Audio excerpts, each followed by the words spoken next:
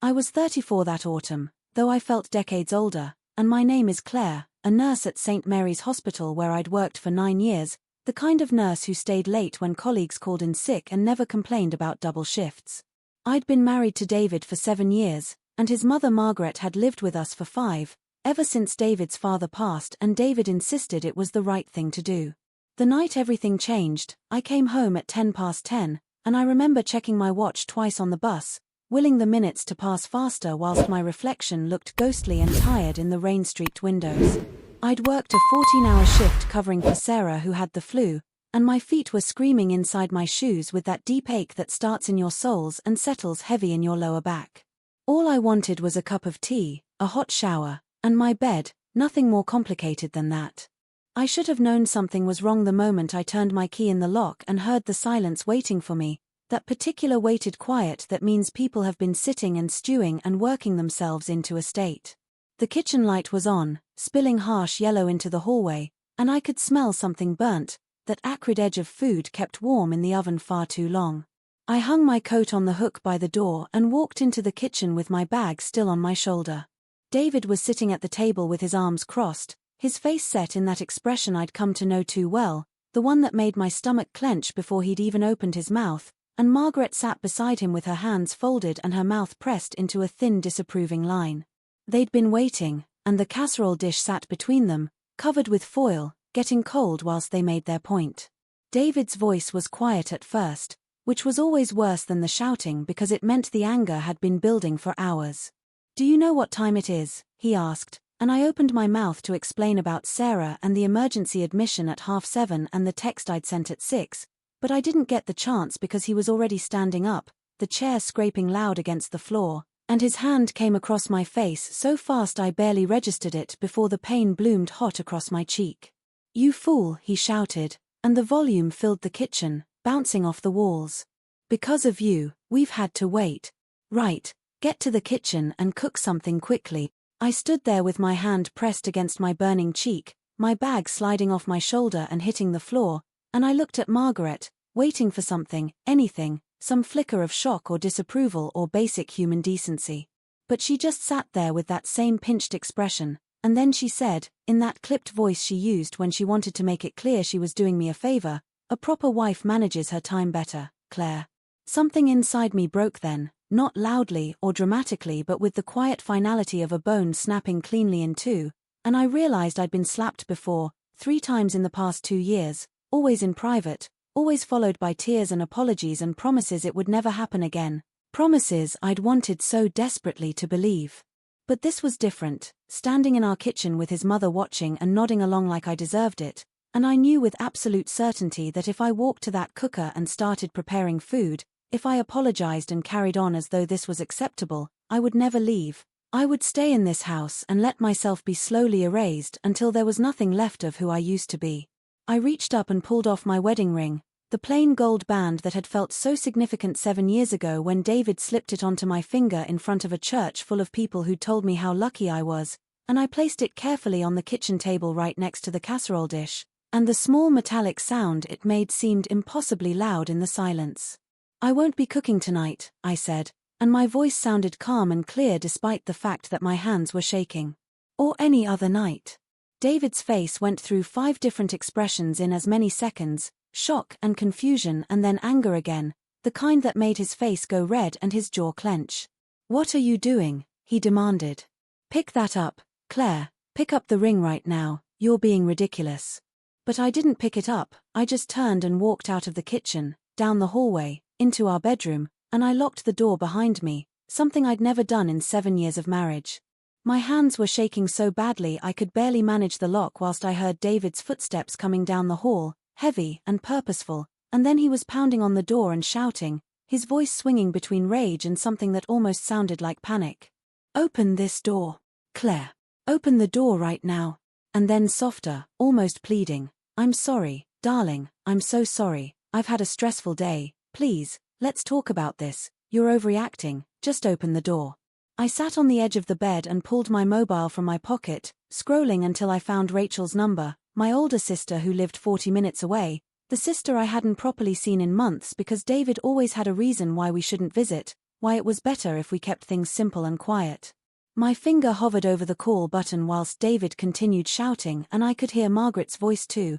telling him to calm down, that I'd come to my senses eventually. I pressed call, and when Rachel answered on the second ring, her voice warm and familiar and safe, I said the words I'd needed to say for so long. "Rachel," I whispered, and my voice broke, all that calm shattering into something raw and desperate. "I need help. I need somewhere to stay tonight. I can't do this anymore." Rachel came for me within the hour, her little Fiesta pulling up outside with the engine still running whilst she rang the doorbell 3 times in quick succession, and I'd packed a bag in the darkness of the bedroom, moving as quietly as I could whilst David hammered on the door and then went silent, which was somehow worse than the shouting because it meant he was thinking, planning his next move. I could hear him on the phone downstairs, his voice low and urgent, probably calling one of his mates to complain about his hysterical wife who'd finally lost the plot. When I opened the front door with my bag in hand, David was there in the hallway looking pale and confused, like he genuinely couldn't understand what was happening or why I was doing this to him.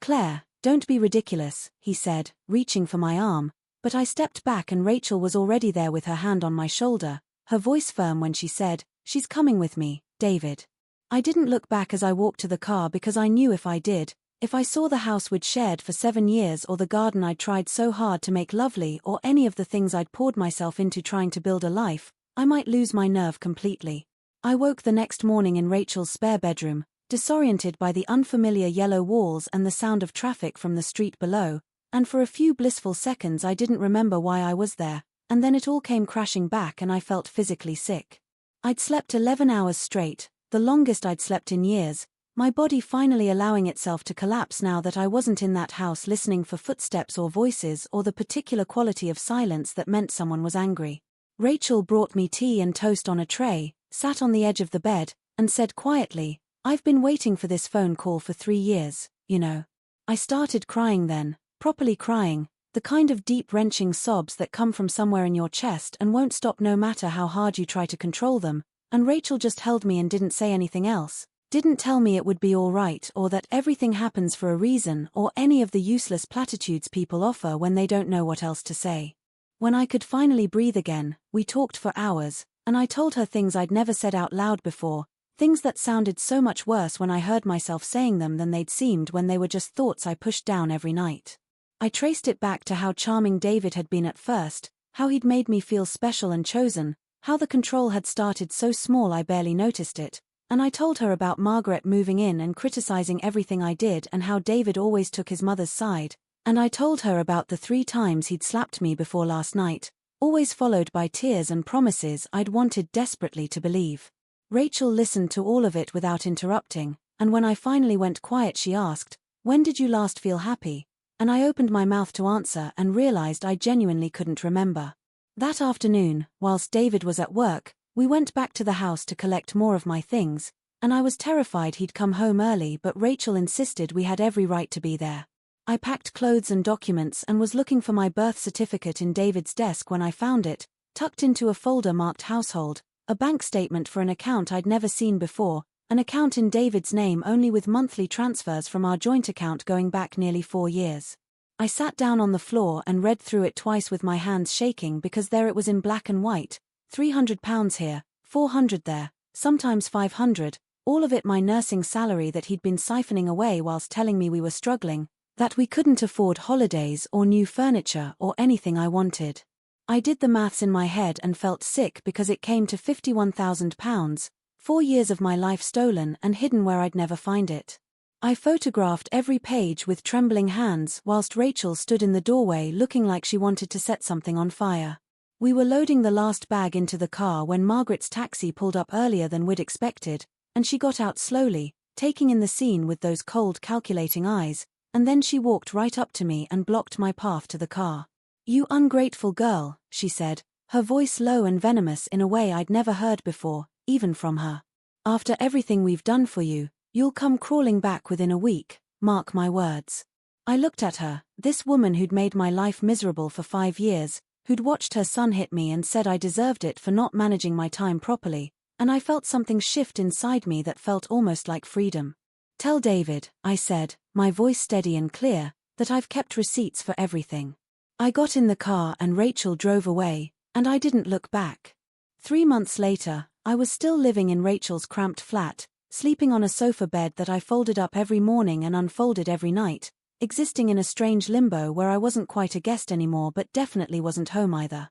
I'd gone back to work at the hospital because I needed the money and the distraction, but I was struggling in ways I'd never struggled before, jumping at sudden noises, losing track of conversations mid-sentence, forgetting basic things I'd known how to do for years. One shift, I nearly administered the wrong dosage of medication to an elderly patient, catching myself at the last second with my hand actually on the syringe, and my supervisor Denise pulled me aside into the little office behind the nurse's station and asked gently, "Love, what's going on with you?" I broke down completely, right there in that tiny office with its flickering fluorescent light and its smell of instant coffee and antiseptic, and I told her everything whilst she sat there listening with her kind weathered face growing harder and sadder with every word. When I finally ran out of words, she was quiet for a long moment, and then she said, "My first husband broke my arm once and told the hospital I'd fallen down the stairs, and I believed for 15 years that I deserved everything he did to me." She gave me the number of her solicitor friend, a woman named Margaret Thompson, and told me to call her that evening, which I did whilst sitting on Rachel's bathroom floor because it was the only place I could get any privacy. Margaret Thompson had a voice like gravel and honey mixed together, warm but absolutely no nonsense, and she listened to my story without interrupting once, and then she said, "You're entitled to half of everything he has, plus every penny he stole from you, but it's going to be long and difficult and expensive in ways that have nothing to do with money, so I need you to tell me right now if you're ready for this fight." I thought about the £51,000, about 7 years of my life, about the way David's hand had felt across my face whilst his mother watched and approved, and I said, "Yes, I'm ready." That's when David's campaign began in earnest, texts flooding my phone at all hours of day and night, sometimes angry, sometimes pleading, sometimes so sweet and apologetic they made me doubt everything I knew to be true. Flowers arrived at the hospital with cards that said "I love you, please come home," and my colleagues didn't know what to say because they didn't know the whole story, and flowers seemed romantic until you understood they were just another form of control.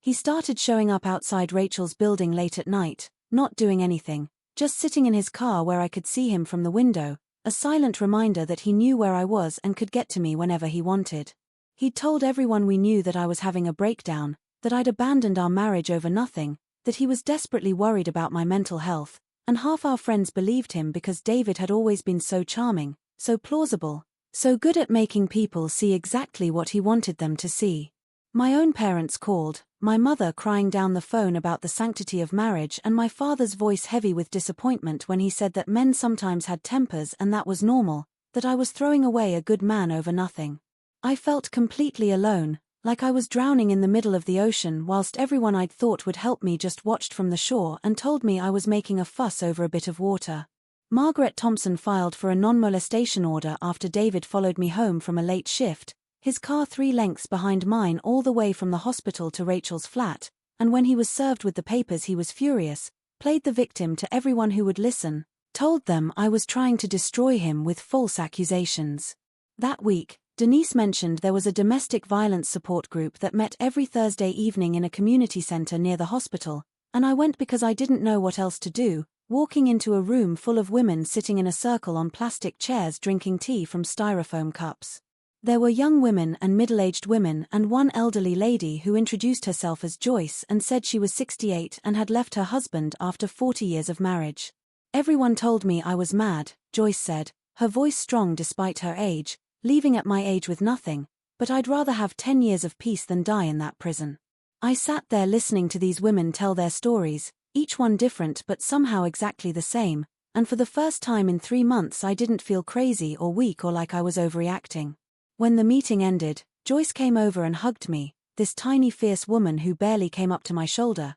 and she said, "You're braver than you know, doing this young, you've got your whole life ahead of you." I cried the whole way home on the bus, but they were different tears than the ones I'd been crying for months, tears that felt almost like relief. 6 months after the night I left, David was served with the non-molestation order after he'd followed me home from a late shift 3 times in 1 week, and when the police delivered the papers he was absolutely furious, calling everyone we knew to tell them I was destroying him with false accusations, that he'd never done anything wrong and I was mentally unstable and vindictive. Half our friends believed him, stopped returning my calls, crossed the street when they saw me coming, and it hurt more than I'd expected because these were people I'd known for years, people who'd eaten at our table and laughed at our jokes and told me I was lucky to have found such a good man. At the hospital, there was a new doctor in A&E, a quiet man named James who was maybe 40 or so, and one afternoon he found me eating lunch alone in the staff room and asked if he could join me. We talked about nothing important, just books and terrible hospital coffee and the weather,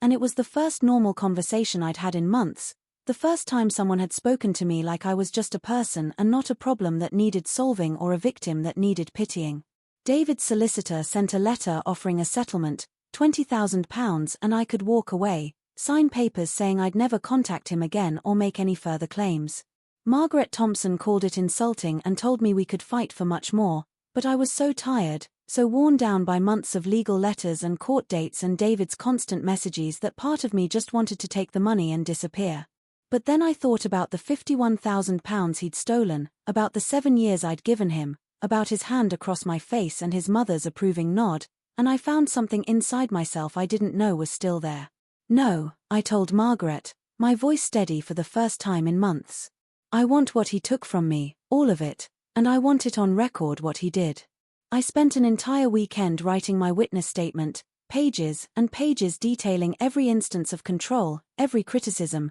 every time he'd isolated me from friends or questioned where I'd been or made me feel small and stupid and worthless. I wrote about the slap, about the 3 times before that, about Margaret's cruelty and David's manipulation and the way he'd stolen my money for 4 years whilst telling me we couldn't afford anything I wanted. My hand cramped and my eyes burned and I had to stop several times because I was crying too hard to see the page, but I kept going because I needed someone official to know, needed it written down in black and white that this had happened and it wasn't my imagination and I wasn't crazy. That week, David started driving past Rachel's flat in the middle of the night, 2 in the morning, 4 in the morning, 5, and I'd wake up to the sound of his car engine idling outside and I'd photograph it every single time, building evidence, building a case. The police warned him formally to stay away, and for a few days he did, and then he'd be back again, testing the boundaries, seeing how much he could get away with. My mother rang and said I was destroying him with lies, asked me how I could be so cruel,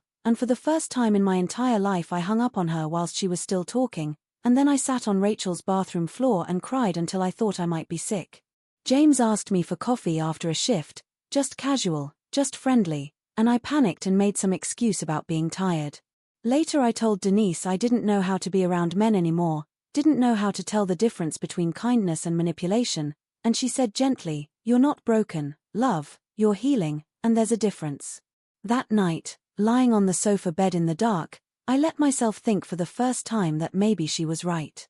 9 months after I'd walked out with just a bag of clothes and my dignity hanging by a thread, I found a tiny studio flat I could barely afford on my nurse's salary, shabby and damp in one corner with heating that worked when it felt like it, but it was mine in a way nothing had been mine for 7 years. Rachel helped me move in with furniture from charity shops and mismatched plates from car boot sales, and we hung one single photograph on the wall, my nursing school graduation photo from when I was 21, smiling at the camera like I had the whole world ahead of me and nothing could touch me. I'd forgotten that version of myself had ever existed. At work, James asked again if I'd like to grab coffee after our shift, just casual, no pressure, and I said yes before I could talk myself out of it, and we sat in a quiet cafe for 3 hours talking about everything and nothing. He told me about his divorce 3 years earlier, about his ex-wife's affair with his business partner, about his 2 daughters who were 19 and 22 and had helped him remember how to be a person again. He was lonely but learning to be whole on his own, he said,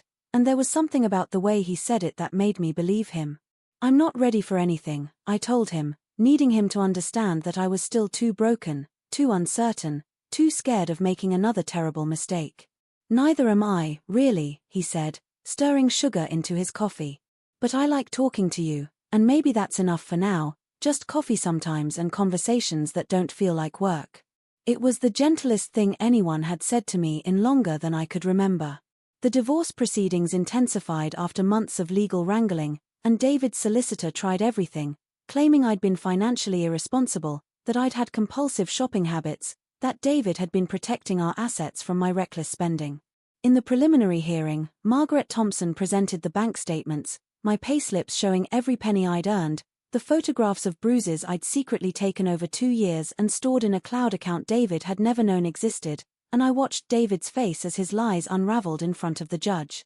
He lost his composure completely, started shouting that I was lying, that I was trying to destroy him, and his solicitor had to physically restrain him whilst the judge ordered him to be quiet or be removed from the courtroom. I sat there watching this man I'd once loved fall apart, and I felt nothing but exhaustion. The judge ordered full financial disclosure and a psychological evaluation, and outside the courthouse Margaret, David's mother, was waiting with her face twisted into something ugly and hateful. "You vindictive little bitch," she hissed as I walked past, and I kept walking but my legs were shaking so badly I thought they might give out. That evening, my mobile rang with an unknown number, and I almost didn't answer because it could have been David or one of his friends or someone else who wanted to tell me what a terrible person I was. But I answered, and it was Luke, David's younger brother who I'd barely spoken to in all the years I'd been married. "I believe you," he said without preamble, his voice rough like he'd been crying or shouting or both. "I should have said something years ago, I should have seen it. Mum always said women needed to be managed and I thought it was just old-fashioned talk, but I was wrong and I'm sorry and I believe you." I sat down on the floor of my tiny flat with its damp corner and its wonky heating and cried because it was the first time anyone from David's family had acknowledged that I was telling the truth, that I wasn't crazy or vindictive or making everything up for attention. "Thank you," I whispered into the phone, and Luke said, "I'll testify if you need me to, I'll tell them what I saw," and I realized that maybe, just maybe, I wasn't fighting this battle completely alone after all. 1 year after the slap that changed everything, Luke stood up in court and testified that he'd witnessed David's controlling behavior for years, that he'd heard Margaret encourage it and call it keeping a wife in line, that he was ashamed he'd stayed silent for so long. I watched David's face crumble as his own brother spoke against him, watched his solicitor frantically scribbling notes whilst the judge listened with an expression that grew harder with every word Luke said. The testimony was devastating to David's case in ways I hadn't fully expected, and 2 weeks later Margaret Thompson called to say we had a settlement offer, a real one this time, not the insulting $20,000 from months ago. £58,000, all my stolen wages plus interest and half of our joint savings, and half the equity in the marital home which came to another $96,000, and David had 9 months to buy me out or the house would be sold. I sat in Margaret's office staring at the numbers on the page, this fortune that represented 4 years of theft and 7 years of my life, and I didn't feel triumphant or vindicated, I just felt utterly exhausted. "It's a good result," Margaret said gently, and I nodded because I knew it was, knew I should be grateful, but all I could think about was how much of myself I'd lost that no amount of money could ever give back. That afternoon, Margaret, David's mother, called my mobile, and I answered without thinking because part of me still wasn't used to the idea that I could just refuse to engage with people who'd spent years making me miserable.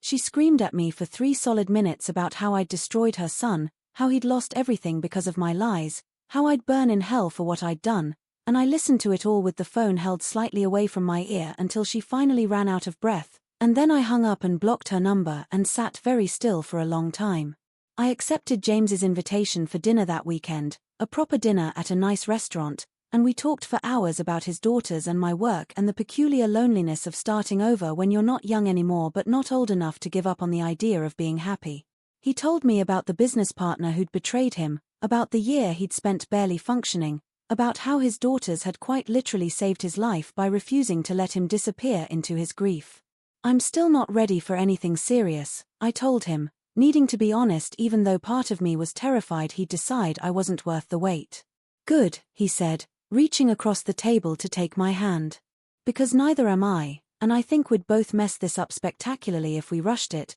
but I'd like to keep having dinners and conversations and maybe one day we'll wake up and realize we're ready without even noticing it happened." Walking home that evening, I realized I wasn't afraid anymore, at least not of James, and that felt like progress I hadn't known I was making. My parents came to visit my flat for the first time, and my mother stood in the middle of the tiny space looking at the wonky charity shop furniture and the damp patch I couldn't afford to fix and the graduation photo on the wall, and she started crying in a way I'd never seen her cry before. "I failed you," she said, her voice breaking. "I thought I was helping you save your marriage, I thought that's what a mother should do, and I didn't see that you were drowning, I couldn't imagine a man like David would ever." She couldn't finish the sentence, and my father, who rarely showed emotion about anything, simply hugged me for the first time in 5 years and whispered, "I'm sorry." It wasn't complete healing, I knew that. Relationships don't mend overnight any more than bones do, but it was a start, and sometimes a start is all you can ask for. 18 months after I'd placed my wedding ring on the kitchen table and walked away from 7 years of my life, I used my settlement money to put a deposit on a proper one-bedroom flat in a decent area with no damp patches and heating that actually worked. I decorated it slowly and carefully with colorful cushions and plants on every available surface and art prints I actually liked, nothing beige, nothing chosen by Margaret, nothing that reminded me of the house where I'd slowly disappeared. I signed up for a pottery class at the community center on Wednesday evenings, and I was absolutely terrible at it, my bowls coming out lopsided and wonky and nothing like the perfect symmetrical things the teacher demonstrated, but I kept every single one of them because Philippa, the elderly woman who taught the class, said perfection was boring and she liked things with character. James and I were seeing each other properly by then, dinner once a week and long walks on Sunday afternoons and phone calls that stretched into hours, and he never pushed for more than I could give, never made me feel like I was broken or difficult or taking too long to heal. One evening we were watching a film at his flat, sitting close together on the sofa, and he leaned in to kiss me, and I flinched without meaning to, my body reacting before my brain could catch up. He pulled back immediately, his face stricken. "I'm so sorry, I should have asked, are you all right?" I felt my face go hot with embarrassment and shame, tried to explain that I was still jumpy sometimes with physical touch, that it wasn't him, it was just that my body remembered things my mind was trying to forget. "We move at your speed," he said gently, taking my hand in his. "Always, there's no rush. There's nowhere else I'd rather be than right here." I cried then, and he just held my hand whilst I didn't try to fix it or make it better, just sat with me in the messy, uncomfortable reality of what it meant to love someone who was still learning how to trust again. The decree absolute arrived in the post on a Tuesday morning, a single sheet of paper that said my marriage to David was officially dissolved, and I stood in my little kitchen holding it and feeling nothing like the relief I'd expected. Instead I felt grief, deep and unexpected, not for David but for all the years I'd lost, for the woman I might have been at 26 and 28 and 30 if I'd been brave enough to leave sooner, for all the versions of myself that had died in that house whilst I'd convinced myself that staying was the same as being strong. I let myself spend the whole day mourning, and then the next morning I woke up and applied for a senior staff nurse position I'd never thought myself capable of, and the act of filling out the application felt like reclaiming something I'd given up without even noticing. 2 weeks later, David showed up in the hospital car park, and security had to intervene, but before they got there he shouted across the distance between us that he'd loved me, that he'd given me everything, that I'd ruined his life. I stood there surrounded by colleagues who'd rushed out when they heard the commotion, and I felt surprisingly calm when I called back, "You loved controlling me, David, that's not the same as love." They escorted him away and I went back inside and finished my shift, but that night I had my first panic attack in weeks, my chest tight and my breathing shallow and my hands shaking so badly I couldn't hold a glass of water. I called James, and he came over straight away, didn't try to fix it or tell me to breathe or do any of the things people do when they're uncomfortable with someone else's pain, he just sat beside me on the floor until it passed, solid and steady and present. "Thank you," I whispered when I could finally speak again, and he squeezed my hand and said, "Always." 2 years after the night everything changed, I got the senior staff nurse position, and standing in the ward manager's office whilst she told me I'd been selected felt like vindication in a way I hadn't expected, proof that I was capable and competent and valued for more than just my ability to absorb someone else's cruelty. My confidence at work grew in ways it never had before. I started mentoring younger nurses and implementing new protocols and earning respect that had nothing to do with making myself smaller so someone else could feel bigger. I hosted my first dinner party in my flat, nothing fancy, just homemade lasagna and cheap wine and laughter that filled the space, and I looked around at Rachel and Denise and James and Joyce from the support group and 2 other women I'd been mentoring there, and I realized this was what home was supposed to feel like. This warmth and safety and sense of belonging that had nothing to do with fear or obligation. James's daughters came for Sunday lunch, and I'd been absolutely terrified they'd hate me or think I wasn't good enough for their father or resent me for not being their mother, but they were lovely, warm young women who hugged me and teased James mercilessly and made me feel welcome in a way I hadn't felt welcome in years. The eldest, Sophie, pulled me aside whilst we were washing up and said quietly, "Dad's been different since he met you, lighter somehow, like he's stopped carrying something heavy," and I had to blink back tears because I understood exactly what she meant. My relationship with James deepened slowly and carefully, built on honesty and patience and the kind of trust that can only come from two people who've both been broken and are learning how to be whole again. I stayed over at his flat for the first time, and intimacy was still complicated. There were moments I froze or moments I cried or moments my body remembered things I was trying to forget, but there was trust underneath it all, and I woke up beside him the next morning without fear, which felt revolutionary in ways I couldn't fully explain. A letter arrived from Margaret, David's mother, handwritten on expensive stationery, and I nearly threw it away unopened, but curiosity won out in the end. She wrote that David was struggling financially, that he'd lost his job and was drinking heavily and his doctor said he was depressed, and she blamed me entirely for his destruction and demanded that I do the Christian thing and help him, drop the restraining order, show mercy to a man who was suffering because of my vindictiveness. I read it twice, sitting at my kitchen table with a cup of tea going cold in my hands, and then I tore it into small pieces and threw it in the bin because I was done carrying David's weight, done setting myself on fire to keep him warm, done accepting responsibility for the consequences of his own choices. I ran into Sophie Harrison at the supermarket, an old friend who'd sided with David after I left, who'd stopped returning my calls and crossed the street to avoid me for 18 months. She looked uncomfortable when she saw me, started to walk past, then stopped and turned back. "Claire, I need to apologize," she said, the words coming out in a rush like she'd been practicing them. "David told us you'd had a breakdown, that you were making everything up, and I believed him because he was so convincing, but then 6 months ago I saw him at a pub absolutely drunk and ranting about you, saying horrible things, and I realized you'd been telling the truth all along and I'm so sorry I didn't believe you. Not all the friendships came back, I'd learned that some bridges burn completely and there's no rebuilding them, but this one did, tentatively, carefully, and I was learning that forgiveness was something you gave selectively and intentionally, not something you owed to everyone who asked for it." Sunday lunch at my parents' house became semi-regular, still awkward sometimes, still complicated by years of them not seeing what was right in front of them, but they were trying in their own way. My mother had started reading books about coercive control and domestic abuse, and my father didn't talk about it much but he squeezed my hand when I left, and my mother said quietly one afternoon, "You look lighter, darling, you look like yourself again," and I smiled because I was. 2.5 years after I'd removed my wedding ring and whispered into the phone that I couldn't do it anymore, I was sitting in the same community center where I'd first attended the domestic violence support group, but this time I was on the other side of the circle, helping facilitate the session alongside Joyce, who'd become not just a mentor but a genuine friend. I'd completed a professional course in domestic abuse awareness and started volunteering regularly, and there was something profoundly healing about using the worst thing that had ever happened to me to help other women find their way out of the darkness I knew so intimately. A young woman, maybe 26, asked me with tears streaming down her face, "Does it actually get better? Everyone keeps saying it does, but I can't see it, I can't imagine ever feeling normal again." I took her hand in mine and told her the truth, that it wouldn't happen all at once, that there would still be days she woke up scared and nights she doubted everything. But yes, it got better, slowly and imperfectly and in ways she wouldn't notice until one day she'd realize she'd gone a whole week without fear, and then a month, and then it would become her new normal. Joyce hugged me after the session and said,